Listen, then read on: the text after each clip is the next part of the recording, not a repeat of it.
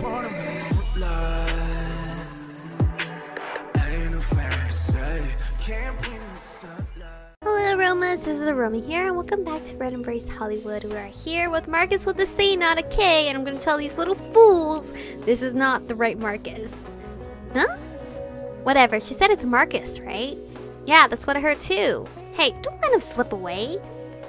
Their attention shifting away from me, the Marcus fan club swarmed Marcus like flies, clearly convinced he was the real deal.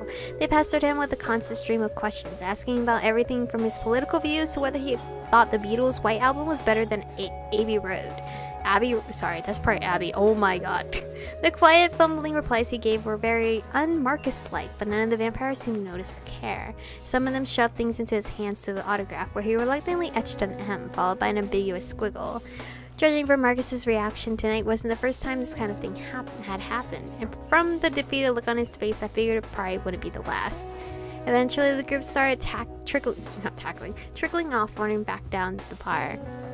They were apparently satisfied with catching a glimpse of Marcus in the wild, and I heard snippets of their delighted gushing as they walked away. Sorry, dude. I tried. I did. I called him fools and everything and didn't care. Like a wilted plant, Marcus drooped back against the bar, visibly exhausted. You know, Los Angeles is really a charming place. I like it here. The atmosphere is fantastic. But as my luck would have it, I also share a name and house. Oh, you're also in the Golgotha house? Damn. With the most infamous vampire in the city. He let out a resigned sigh, rubbing two fingers against his temple. But you don't even look like him. Why don't people post on the forums what Marcus looks like? It would be so nice to have a peaceful time at bars, enjoying my night like any other average Joe. Is that such an impossible dream? Maybe I should try going by Mark instead. You could. After mumbling wistfully to himself for a few moments, Marcus glanced back to me, clearing his throat. You really didn't make it any easier on me, either. They're going to run home and tell their friends, I'm sure. Oh well, what can you do? A scar will be a scary. You bitch! I try to help you. Have you ever met the real Marcus? I'm guessing this happens pretty frequently. You bitch. I tried to help you. He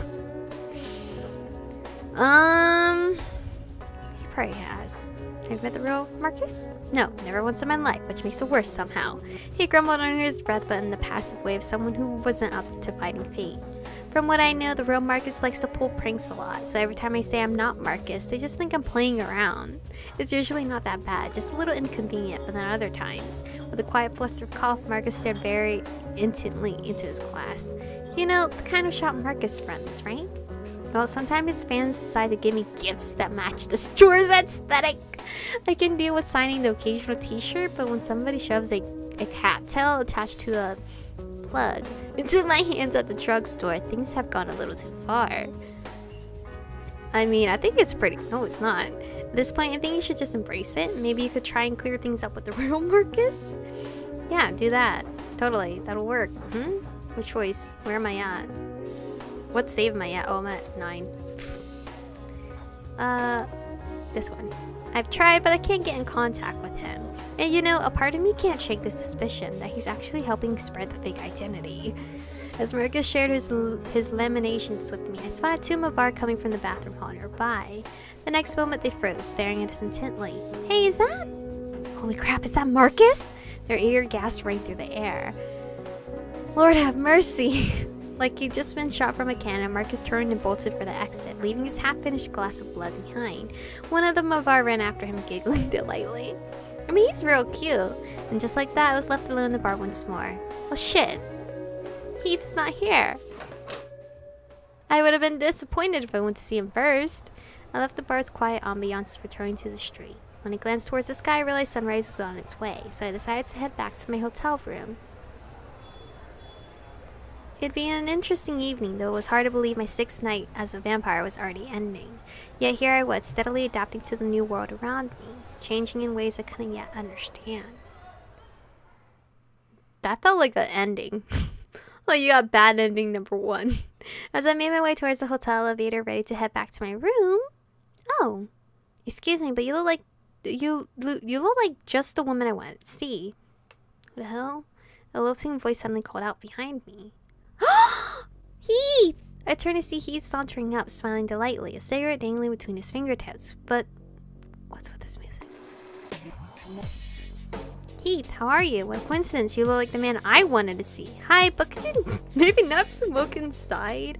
Technically, no, he is the man I wanted to see. And maybe he's not such a coincidence. Maybe it's fate. Are you a baby boy like all the other guys are saying that you just follow whoever? Because that's gonna make me real sad. I need you to be an independent man, okay? He took a long drag from his cigarette, gazing intently at me as he exhaled a delicate stream of smoke. I had a good reason to find you, beyond wanting to talk to you again, of course. A good lesson opportunity just came up. It won't be as fun as laundering in a hot tub, but you might find it a little more useful. I'm listening. Good. I prefer learning practical skills to messing around. I was hoping for something exciting again. I don't know which choice. I'm listening. Better be, or else, as your mentor, I might get very offended. Oh right, I forgot. You're my teacher. Sorry. Totally forgot. Totally forgot you're actually higher standard than me. He clicked his tongue lightly, shaking his head a little. Now this lesson. Tomorrow night there's going to be a meeting between a few Iskari and Golgotha representatives at my bar, Saturnalia. I suppose you could call it a last attempt to reach an agreement. Charisse is trying to calm things down before more people get hurt. He paused for a good few seconds as I was flicking between my face and the ground by my feet. I volunteered to oversee things, and I asked Charisse if I could bring you along. She seemed very happy with the idea. I think she sees a lot of potential in you, Ichigo. I do too. Good, because I have a lot of plans for the future. I don't know why, I'm just nobody who got pulled into all this. Potential for what? Burning this hotel down as soon as I get the chance? Stop. The fuck? Thank you, Heath. That means a lot to me. Though sometimes I wonder if you're too sweet for your own good. He sighed gently, although I couldn't tell if it was playful, admiring, or somewhere in between.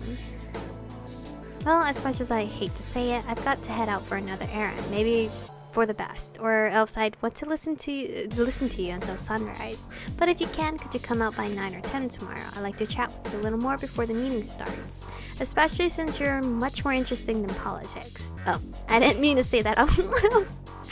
I don't know about that, but I'll take the compliment. Agreed. I'd much rather talk to you than play diplomat. Really, but politics are fascinating. If Charisse hears that, she won't be happy. Obviously, Charisse won't be happy with anything. But I'd much rather talk to him than talk about politics, to be honest. Sometimes I wonder if you're too good to be true. With a wistful smile, Heath reached out to lightly touch my arm, like a gentler, more uncertain version of a hug. Oh, come on, I need a hug! Game, please! Please! Until tomorrow, Michiko, sleep well. Yeah, I'm gonna need a good day's rest for this. Good night, Heath. Fuck, give me a goddamn hug. He broke into a playful grin as he passed me by, glancing over his shoulder before stepping through the revolving door. God damn it. I guess the touch was close enough. I returned to my room feeling at least somewhat satisfied. But as I flicked off the lights, settling into the cozy darkness of sleep, someone was in my bedroom. Somewhere in my mind, an uneasiness began to shift. Oh god, that's not good. What's going on? Why? In the middle of a peaceful dream about horses. What the fuck? I suddenly jerked awake. The clock read 10:30 p.m. Oof, I am late! I slept so well that even an alarm couldn't wake me. Some things didn't change, alive or dead. Fuck, I'm so late. Like an hour and a half late. Dressing myself hastily, I hurried downstairs and out towards the streets. It was a nice night, and I probably could have walked to Saturnalia if I left sooner, but I didn't want to be late. I'm already late as is. Because he said to meet up at 9 or 10. So I'm either an hour and a half late or an hour and a half late.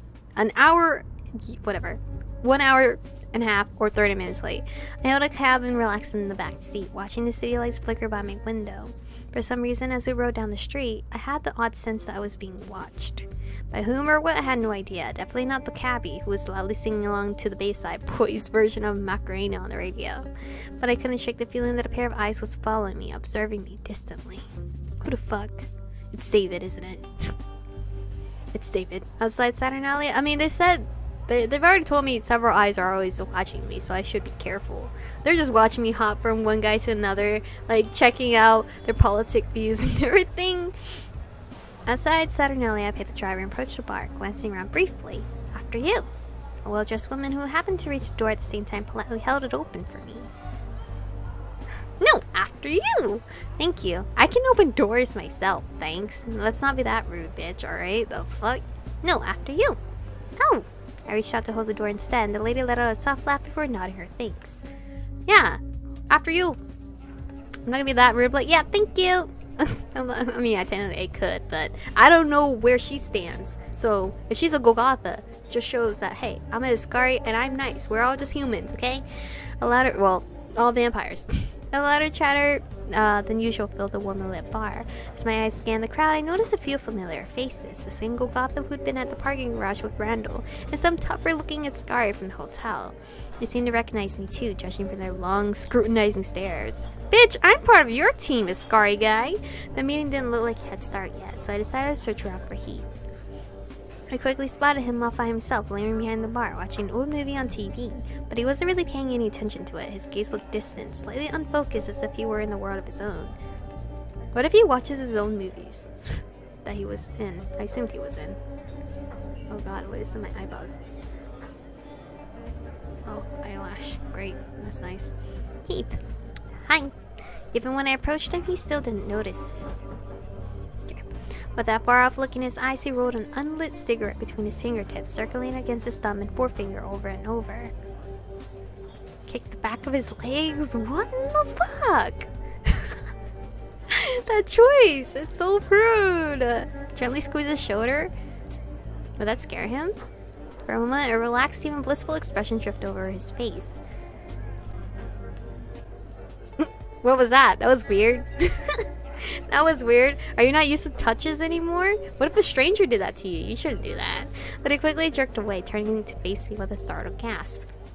Chico, I didn't see you coming. I'm sorry. Shouldn't be a little more on guard. You look very lost in thought. Were you distracted by a daydream version of me?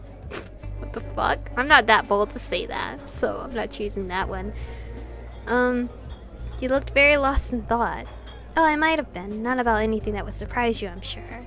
You smiled at me innocently, or more accurately, with a playful mockery of innocence. Wait, actually, I'm kind of curious now.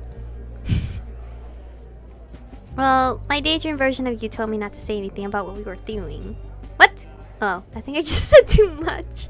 He clapped a hand over his mouth, averting his gaze coyly. Oh, that's cute. But I'm sure you're like daydreaming, killing me, okay?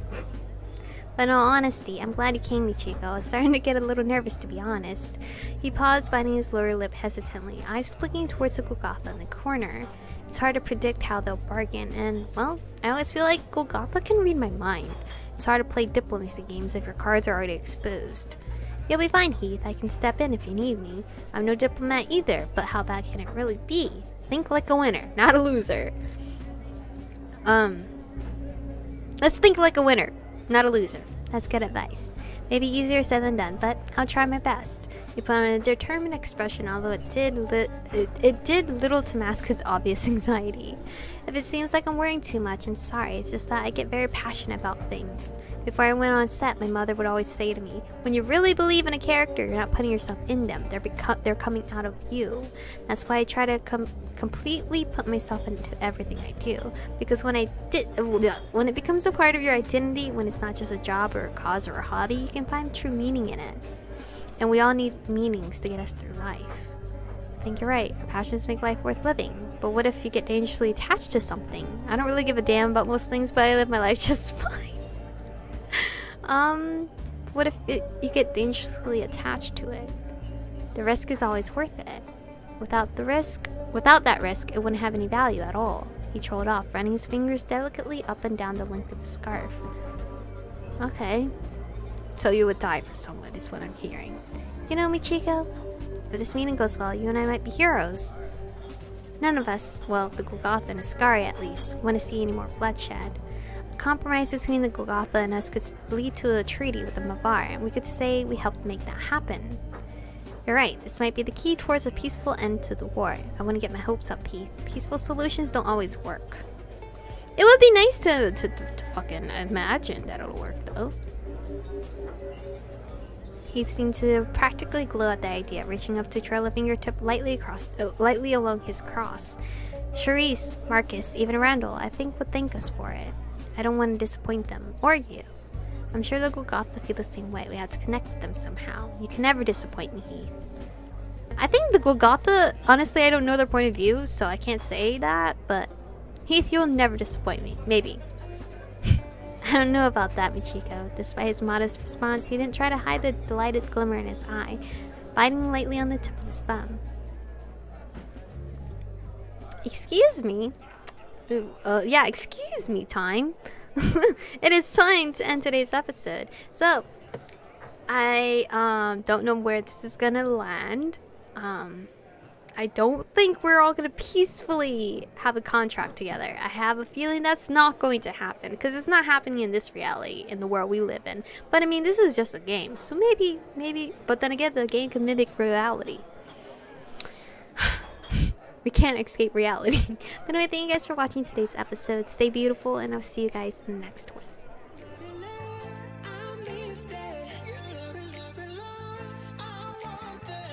touch it, touch it, touch it.